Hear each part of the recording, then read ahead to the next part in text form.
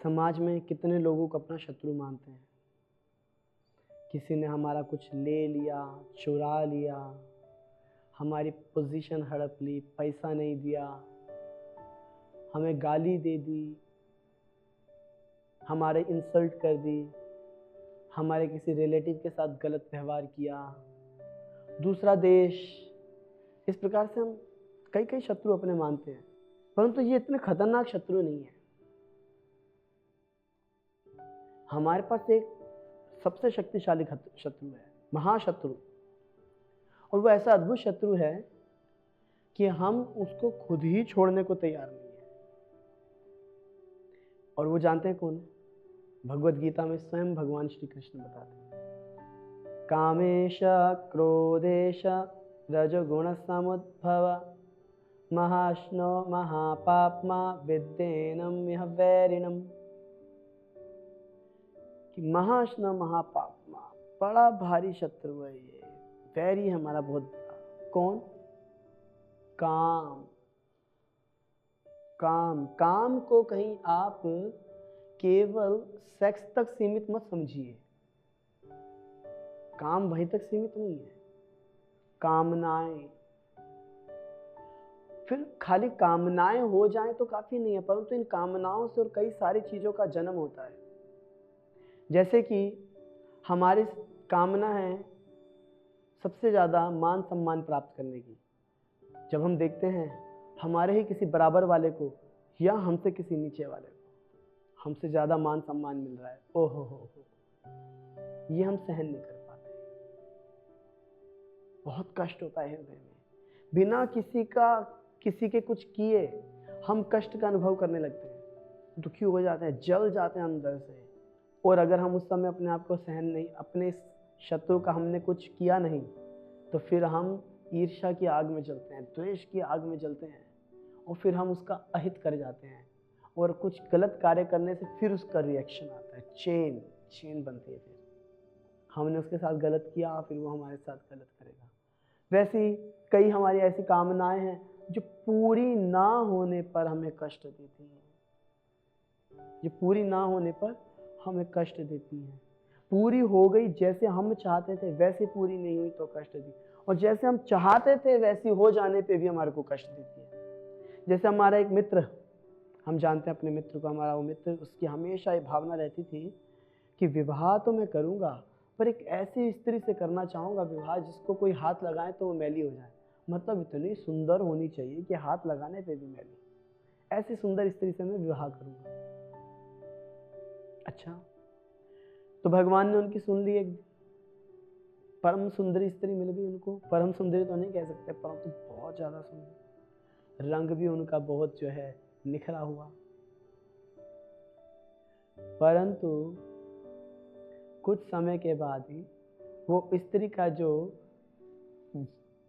Lifestyle था वो husband के लाइफस्टाइल से नहीं मिला। घर में कलेश, झगड़े इत्यादि इत्यादि होने लगा। भैया उसने सुंदर स्त्री की वांछा करी थी, मिल गया। तो इस प्रकार से इच्छा पूरी होने पर भी मन असंतुष्ट रह जाता है, और इस प्रकार से हम हमेशा जलते ही रहते हैं। अग्नि में जल रहे हैं हम, अपनी कामनाओं की अग्नि में जल रहे हैं, और ईर्ष्या की अग्नि में कईयों से हम ईर्ष्या कर रहे हैं। हम एक पर्टिकुलर पोजीशन में रहना चाहते हैं और वैसी पोजीशन किसी और को मिलती है और हमें नहीं मिलती। जल फूक जाते हैं हम अंदर से, अरे ये क्या हुआ, ये तो एंजॉय कर रहा है, मैं नहीं कर पा रहा। तो ये जो काम से जनित जो कामनाएं हैं, भोग करने की इच्छाएं हैं, वो पूरी ना हो, और फिर ईर्ष्या, ये दोनों हमारे को हमेशा फंसा कर रखे रखते हैं। भगवान इसलिए खुद कहते हैं स्वयं भगवत गीता में, इच्छा द्वेष समुत्थेन अंध मोहेन भारत। इच्छा मतलब कामनाएं, और फिर कामनाओं के बाद जन्म होता है ईर्ष्या का। हम अपनों को पराया कर देते हैं इस ईर्ष्या से। तो हमारा सबसे बड़ा शत्रु जो हमें खुद को जलाता है,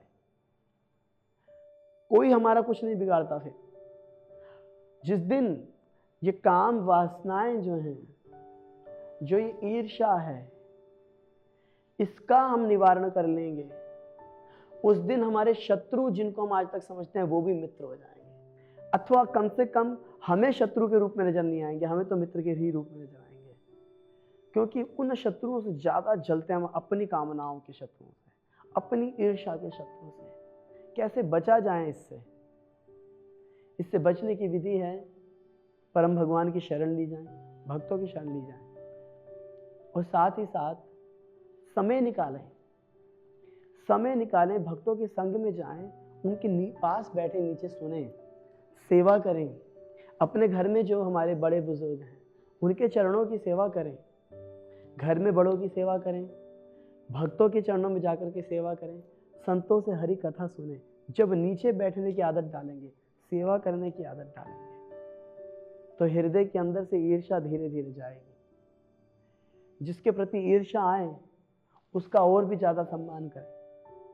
और ये याद रखिएगा, ये जो हम आपको बता रहे हैं, आप बड़ों की सेवा करें, भक्तों की सेवा करें, जिसके प्रति ईर्ष्या आए उसका भी सम्मान करें। हो सके तो छोटी छोटी कोई माइनर सर्विस की दूसरे लोगों की कर दें, विशेष रूप से संतों की, तो ईर्ष्या द्वेष जाने लगेगा। पर याद रखिएगा, ये आप तभी कर पाएंगे जब एक चीज की आपके अंदर श्रद्धा होगी, भगवान और उनके भक्तों में। जब तक ये श्रद्धा नहीं होगी तब तक बाकी के कार्य आप बिल्कुल नहीं कर पाएंगे। इसीलिए संसार में हर व्यक्ति चाहे वो झोपड़ी में रहने वाला है, चाहे वो महलों में, हमेशा जल रहा है दो चीजों से, कामनाओं से और ईर्ष्या से। धनी से धनी व्यक्ति सारी कामनाएं पूर्ण होने पर भी संसार में और भोग करना चाहता है, बेचारा और जलता है। क्योंकि शरीर की तो सीमा है ना भोग करने की, शरीर असीमित भोग नहीं कर सकता, इसलिए जलता आदमी। और जब वो किसी और को वो भोग करते हुए देखता है जो वो खुद नहीं कर पा रहा, तो जलता है। और वो अपने आप को अंदर से सुखा लेता है, अपनी आत्मा, अपने जमीर को मार देता है, अपनी चेतना को नष्ट भ्रष्ट कर देता है, और हर समय फ्रस्ट्रेटेड रहना शुरू करता है। अरे दुश्मन तो आएगा तो एक बार मार के जाएगा, हम अपने आप को मारे रखते हैं हमेशा। इसलिए अगर हम भक्तों की शरण लेते हैं, भगवत शरण लेते हैं, भगवान का नाम लेते हैं, बड़े बुजुर्गों की सेवा करते हैं, ये सारे कार्य करने से ये दोष हृदय से जाएंगे, हृदय निर्मल हो जाएगा, और वो निर्मल हृदय में केवल आनंद ही आनंद समा